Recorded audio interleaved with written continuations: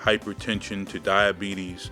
We go and do programs in communities to try to change these problems before they become something that people obviously could have some serious issues dealing with. The great thing about public health is you get to help a whole bunch of people and change their lives. It's a win-win situation. Now I'm married and have a family, and my wife's name is Lucretia Peters. She's just finished her medical degree, and we have a 2-year-old son named Ron III.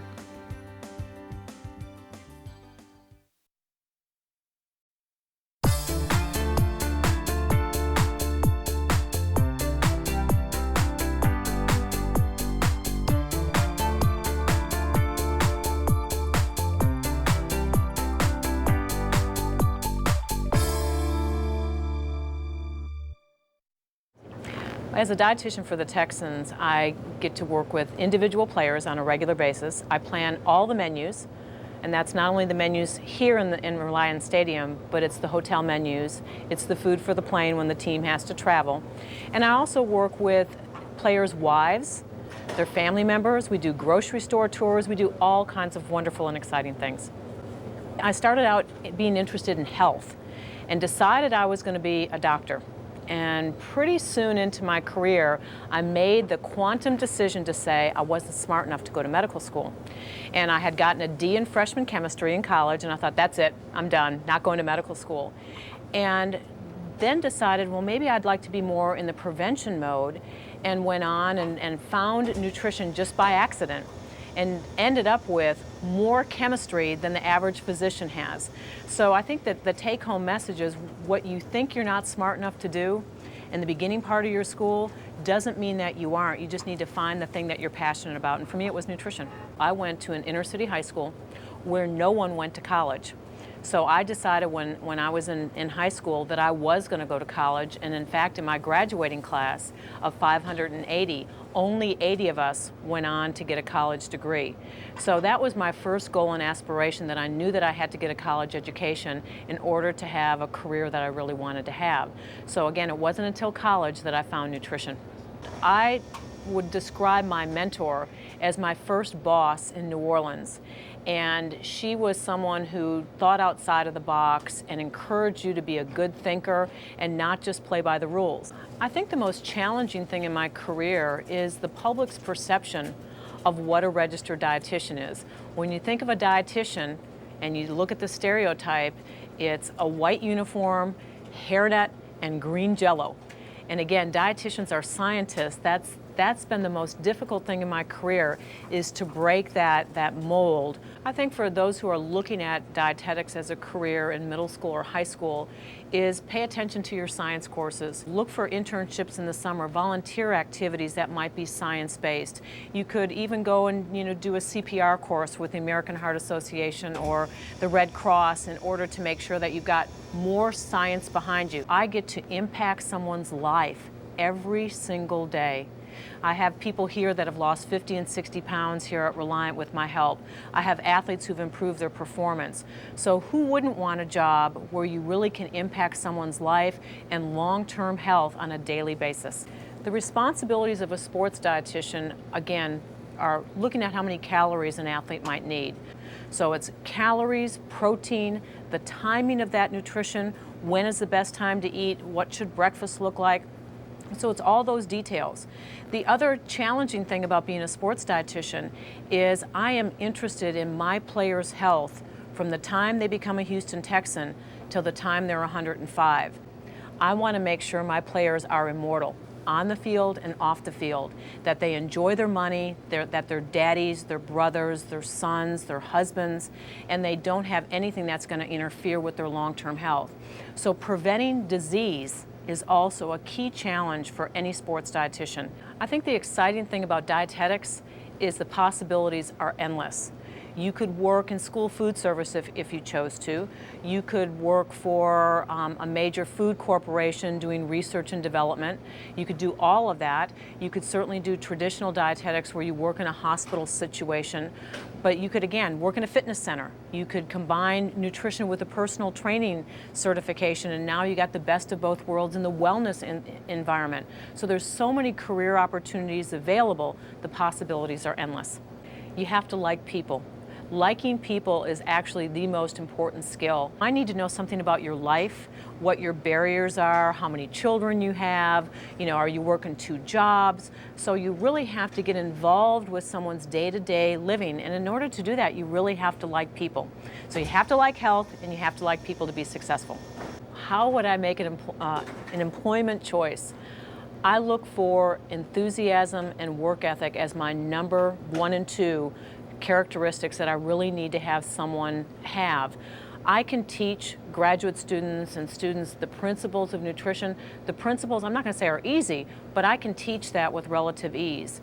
But if you don't have a work ethic that you're willing to outwork somebody, lo and behold, you're going to kind of fall by the wayside and be considered plain vanilla. It's that characteristic of I'm going to outwork my competition that makes you successful. You have to have a good foundation in science in order to have a successful dietetics career. So for example, when you're in your high school curriculum and they're teaching you microbiology and you're going, oh, not again. Well, if I don't know something about microbiology, I really don't know about food safety. So I have to understand that portion, even though it's not strict nutrition, I have to understand that. Anatomy and physiology. So again, if you're in a high school biology class and you think, oh, why do I have to learn about the skeletal system? I really need to know about the skeletal system if I'm going to understand how my athlete is going to strength train. So you have to have a good foundation in all of science, even if you think it's not going to relate to nutrition. There's never been anything I've learned in a science course that I haven't used at some time. So science rules. What is attractive or sexy about a career in dietetics? I'm going to say, who wouldn't want this job? I've been fortunate to work with Rice Athletics, the Houston Texans. I'm going to do some work for the Houston Comets. Who wouldn't want this job? I'll put that up against any rock star any day in terms of it being a really attractive career choice. I will say personally, I grew up really poor and I worked my way through school, and I wouldn't change that for anything. And the reason is, if I didn't study, I was wasting my own money rather than wasting my family's money. Your high school counselor may direct you, and certainly if you're in the Hispanic community, there are advocacy groups all throughout Houston that help high school students find scholarships or loans or Pell Grants. So don't ever let finances be a barrier. Start out at one of our great community colleges here in the Houston area or in the state of Texas. Start out there, work your way through school, but don't ever let finances be a barrier. If you're interested in a career in dietetics, you can get great background information online from the American Dietetic Association at eatright.org, and there's a really great little link at the top for students.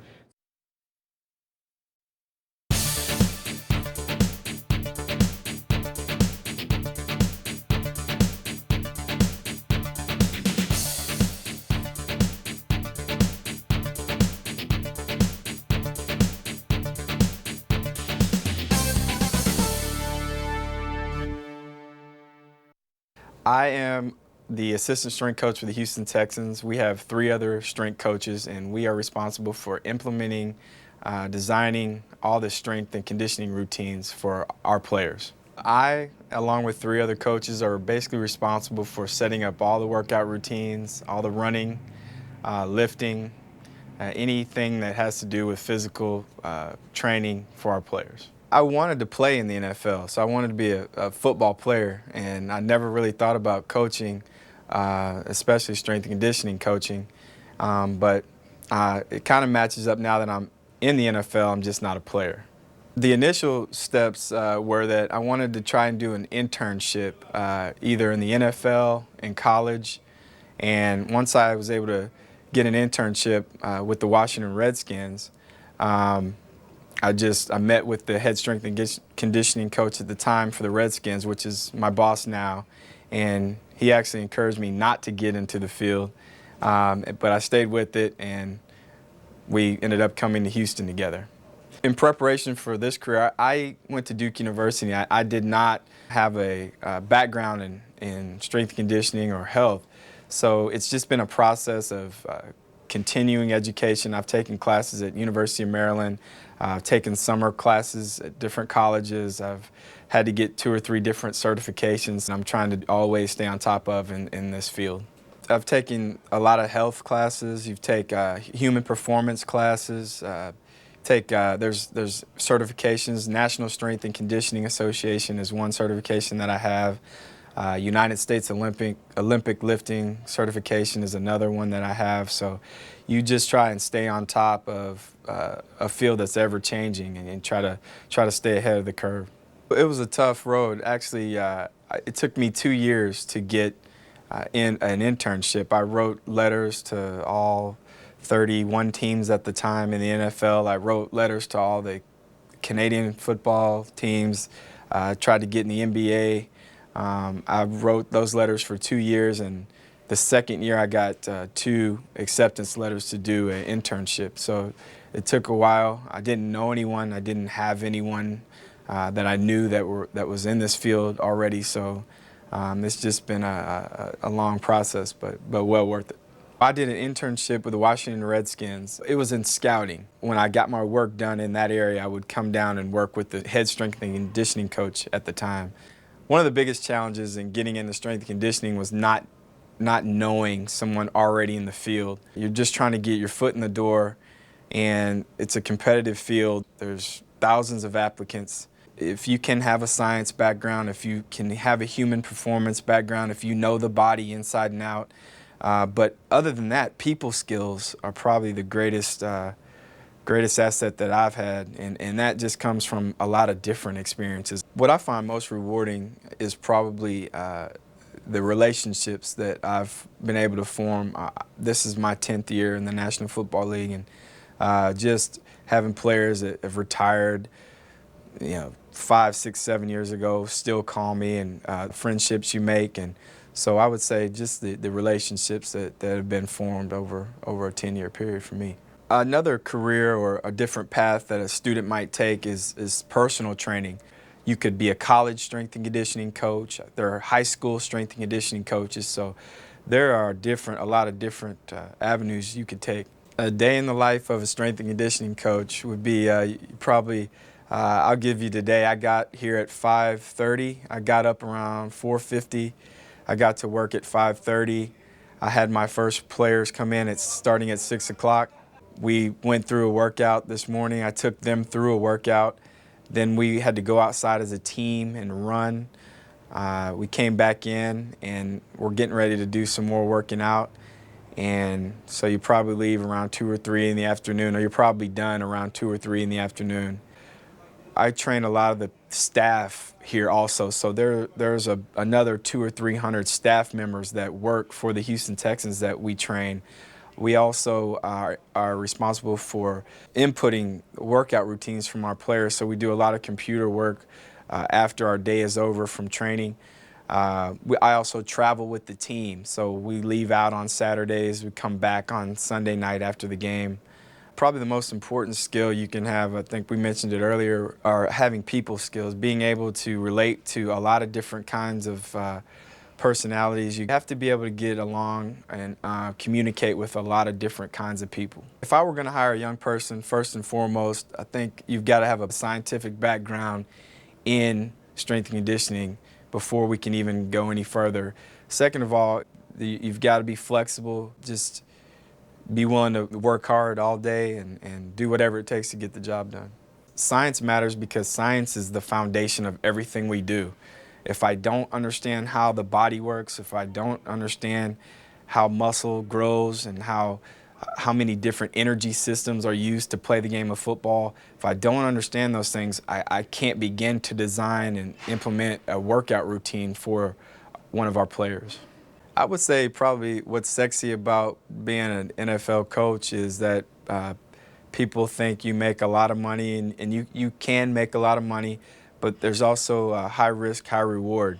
A lot of times coaches don't have a long lifespan in their career here in the NFL. You get to meet players, you're on TV, your team is on TV, so you're recognized around the community, you're recognized around town. I was raised by my mom. I had 2 older brothers, and she worked for 28 years for American Airlines, so I learned how to work and how to support a family by watching her, and she's probably been my greatest influence and probably my inspiration in terms of work ethic, learning how it is to treat people. It's a tough road to get into this business. You've got to stay with it and stay hungry and keep working towards your goals. And a lot of times people will tell you you're crazy or you can't do it, but it can be done. So I would just say stay with it and work as hard as you can.